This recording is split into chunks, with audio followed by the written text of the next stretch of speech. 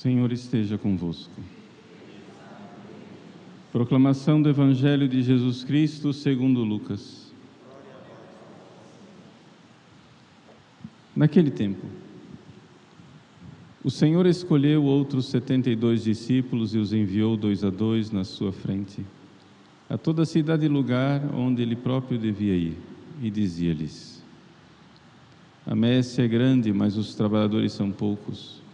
Por isso pedi ao dono da messe que mande trabalhadores para a colheita. Eis que vos envio como cordeiros no meio de lobos. Não leveis bolsa, nem sacola, nem sandálias, e não cumprimenteis ninguém pelo caminho, em qualquer casa em que entrardes, dizei primeiro: a paz esteja nessa casa. Se ali morar um amigo da paz, a vossa paz repousará sobre ele. Se não, ela voltará para vós. Permanecei naquela mesma casa, comei e bebei do que tiverem, porque o trabalhador merece o seu salário. Não passeis de casa em casa. Quando entrardes numa cidade e fordes bem recebidos, comei do que vos servirem, curai os doentes que nela houver, e dizei ao povo: o reino de Deus está próximo de vós. Palavra da salvação.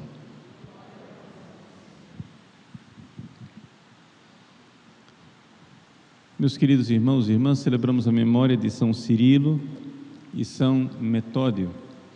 São 2 irmãos de sangue que nasceram na Grécia e que se dedicaram à evangelização dos povos eslavos. O Papa João Paulo II proclamou São Cirilo e São Metódio também como co-padroeiros da Europa. Por que é importante celebrarmos a festa desses 2 irmãos missionários que dedicaram sua vida à salvação das almas no distante século IX? Não é? Bom, a primeira coisa é nós enxergarmos que a Igreja sempre foi missionária. Desde que nosso Senhor Jesus Cristo subiu aos céus, nós recebemos o mandato missionário: ide por todos os povos, pregai o Evangelho a todas as nações. No dia de Pentecostes, quando os apóstolos saíram e São Pedro então fez a sua primeira pregação, São Pedro, cumprindo a missão de Cristo de forma milagrosa, falava no seu pobre aramaico.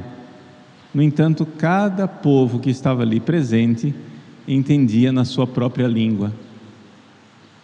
Ou seja, esse foi o grande milagre de Pentecostes, em que houve uma espécie de, por assim dizer, tradução simultânea. Enquanto São Pedro falava em aramaico, os partos, medos, elamitas, etc., cada um entendia na sua própria língua. É o milagre de Pentecostes que é Babel, ao contrário. Ou seja, a arrogância da Torre de Babel, o homem quis se colocar no lugar de Deus, e Deus então enviou o castigo da divisão entre os povos. Ou seja, para que o homem não ficasse soberbo e arrogante, querendo dominar o mundo, Deus então criou uma diversidade, não é? Divide et impera, não é? Deus dividiu os povos para que as pessoas entendessem: calma, vocês estão querendo tomar o lugar de Deus, vocês estão querendo ser deuses, vocês estão querendo um governo mundial, que vocês dominem tudo. Vamos dividir os povos, assim vocês ficam menos poderosos, cada um cuidando, não é, do seu lugar, cada um cuidando da sua nação. Pronto. Então foi isso que Deus fez em Babel. Ele dividiu os povos, confundiu as línguas, para que o homem, na sua arrogância, visse que ele tem que ele não tem tanto poder. Uma forma que Deus inventou para limitar o poder humano, não é? E assim não houvesse um homem poderoso que se colocasse no lugar de Deus, como em Babel. Quando vem a lei do Evangelho, então o Espírito Santo nos dá o outro caminho, o caminho, não é, da unidade. O caminho da unidade de uma só fé. Vários povos, várias culturas, mas uma só fé. Então ali em Pentecostes acontece o fenômeno da, vamos usar a palavra que está na moda, inculturação. Ou seja, a inculturação que era o seguinte: a mesma fé, a única fé, a fé da igreja, que agora fala as diversas línguas para mudar as culturas. Importante entender isso. Vamos ver o exemplo claro de São Cirilo e São Metódio. São Cirilo, São Metódio tinham a cultura grega, falavam grego. Mas acontece que os povos do nordeste da Europa eram povos eslavos, eram povos que não falavam grego, que não entendiam o Evangelho, que não tinham recebido a pregação do Evangelho. Então o que é que eles fizeram? Foram lá, estudaram a língua deles, estudaram a gramática, já que eram povos analfabetos, fizeram um alfabeto para poder expressar aqueles sons, porque as línguas eslavas são línguas que têm uma riqueza fonética, uma série de sons que as nossas línguas ocidentais não têm.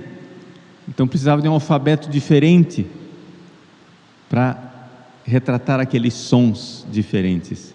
Então eles fizeram o alfabeto, que é conhecido como alfabeto cirílico, por causa de São Cirilo, até hoje se chama de alfabeto cirílico. Quando você vê lá o russo, né, aquelas letras russas, aquele lá quem inventou foi São Cirilo, o santo que nós estamos celebrando hoje, o alfabeto russo, né? Só para você identificar do que é que nós estamos falando. Então eles inventaram um alfabeto, estudaram a gramática, fizeram o possível para quê? Para evangelizar, para transmitir a mesma fé dos apóstolos numa língua diferente, para fecundar aquela cultura e transformar aquela cultura numa cultura cristã. Vejam, então, o que é inculturação? Vamos entender o que é inculturação. Inculturação é um processo que a igreja realiza para modificar uma cultura. Ou seja, eu tenho ali uma cultura, como por exemplo, vamos pegar o nosso Anchieta. São José de Anchieta veio para o Brasil e estudou a língua tupi. O Brasil dos primeiros séculos não falava português. A língua geral aqui no Brasil era o tupi. Inclusive os portugueses, quando chegavam aqui, tinham que aprender tupi, porque era o que todo mundo falava. Então o Anchieta estudou, fez pela primeira vez o estudo da gramática tupi. E ele então começou a escrever catecismos em tupi, poesias em tupi, teatro em tupi. Para quê? Para pegar a cultura dos índios e modificá-la, para que eles deixassem de ser pagãos, cruéis, canibais, uma cultura que não era cristã, onde as mães índias vendiam seus filhos por troca de quinquilharias, de espelhos. Chegavam lá os portugueses com espelhinhos, etc e tal, e as mães alegremente pegavam os filhos e entregavam. Uma cultura pagã que matava os próprios filhos. Quando a mãe não queria um filho, não tinha aborto naquela época, mas eles pegavam e enterravam vivos os filhos recém-nascidos. Uma cultura pagã onde havia o canibalismo, se comia carne humana.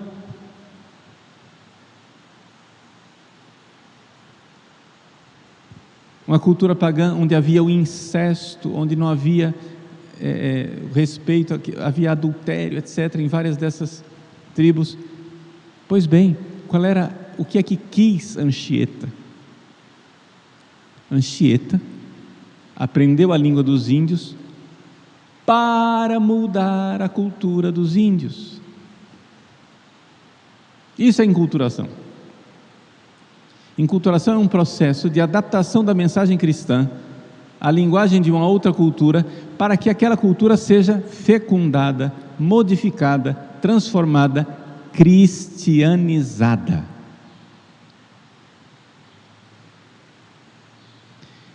Infelizmente e miseravelmente, o que algumas pessoas fazem hoje em dia é o contrário. Vão lá estudar a cultura pagã para trazê-la para dentro da igreja e abastardar o cristianismo e transformar os católicos em neopagãos. Ou seja, um processo em que as pessoas querem pegar a cultura do mundo, essa cultura pós-moderna, maluca, que não crê em família, que não defende a vida, a favor de um poder globalista, pegam esta cultura e querem trazer aqui para dentro da igreja, para que o cristianismo seja modificado, paganizado e transformado. Vejam como as coisas são invertidas. É inversão total. Então, que de lá do céu São Cirilo e São Metódio nos auxiliem, rezem por nós, para que esta Babel na qual nós vivemos, seja vencida, e então nós sejamos vários povos, na diversidade das culturas, das raças, das nações, nessa pluralidade bonita de diversidade cultural, mas vários povos com uma só fé, um só batismo, uma só igreja, uma só santa religião, a Igreja Católica, cumprindo assim o mandato missionário de nosso Senhor Jesus Cristo. Ide, fazei discípulos de todos os povos. Ide e transformai a cultura de todos os povos. Eles irão continuar sendo quem eles são. O brasileiro continuará brasileiro, o índio continuará índio, o eslavo continuará eslavo, o africano continuará africano, mas não mais pagãos, cristãos, transformados, crentes no verdadeiro Evangelho de Cristo. Meus queridos, o cristianismo, por mandato de nosso Senhor Jesus Cristo, tem um projeto, sim, um projeto cultural universal. Nós queremos, sim, ensinar todas as culturas. Nós queremos, sim, modificar todos os povos para que sejam fiéis discípulos do seu único Senhor. E é por isso que a igreja, na sua sabedoria, sempre soube enculturar. Enculturar quer dizer entrar na cultura para fecundá-la, modificá-la, evangelizá-la e conduzi-la não à confusão de Babel, mas à unidade da fé de Pentecostes.